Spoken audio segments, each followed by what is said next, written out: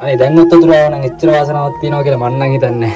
කට්ටක් අප්පා. අනේ මම කොච්චර කට්ට කාලේ වීඩියෝ දැම්මා. ගොඩක් කට්ටිය මගේ වීඩියෝ එක උඩින් විතරයි බලන්නේ. කලින් වගේ ලයික් කරන්නෙත් නැහැ, ෆලෝ කරන්නෙත් නැහැ. මන් දන්නේ නැහැ මොකක්ද හේතුව කියලා. හැබැයි මං ඔයාලත් එක්ක තරහකුත් නැහැ. හදවතින්ම ආදරේ හැමෝටම. ආයිබෝවන් වාසනාව. ඔයාලා ලයික් කරනකොට තමයි තව කෙනෙක්ට මේ වීඩියෝ එක පෙන්නන්නේ. එතකොට මට හිතෙනවා මගේ මහන්සියටත් වටිනාකමක් දෙන්න පිරිසක් ඉන්නවනේ කියලා. පුළුවන් කට්ටිය කියන්නේ අනිවාර්යයෙන්ම මේක කොච්චර දැන් ගැඹුරුද කියලා. දැන් නම් අවංගවම මේ වැඩේ ගොඩක්ම අමාරුයි. වැඩිද පොඩි උදව්වක් දෙන්න. මේ ආරන් යන යාමට බෙන්ටන්ගේ ඔරලෝසුවත් හම්බුනොත් පොළවේ යට තිබිලා කොහොම හවුරක දැවන්දේවත් වෙන්න තිබ්බනේ. හැමෝම අහනවා අමාරු නැද්ද ඔහොම සවලෙන් පස්සුඩට දාන්න. අමාරුයි තමයි ඒත් අතාරින්න බෑ. හැමෝටම කියන්න ඕනේ මේක පතලක් නන් නෙමෙයි. මම මේ මහන්සි වෙලා හොයන්නේ වතුර. හැබැයි මේක ඇත්තටම පතලක් වුණොත් ඔයාලා තමයි මගේ මැනික් කැට සෙට්. ආහා නැද්ද හොරගෙඩිය. වතුර බිබී හරි වතුර හොයමු වෙන. අද නම් කන්න මොකුත් නැහැ හොඳේ. එහෙම කියලා මාත් එක තරහ වෙන්න එපා. වතුර වල වටිනාකම තේරෙන්නත් වතුර නැති වෙන්න ඕනේ. හා මම බොරුද කියන්නේ. ආපේ ගමේ තියෙන අරුම පුදුම දැන් බලන්න කවුද කැමති. කොල්කට්ට ඔෆිෂියල් කියලා YouTube channel එකේ තියෙනවා මිනි vlog.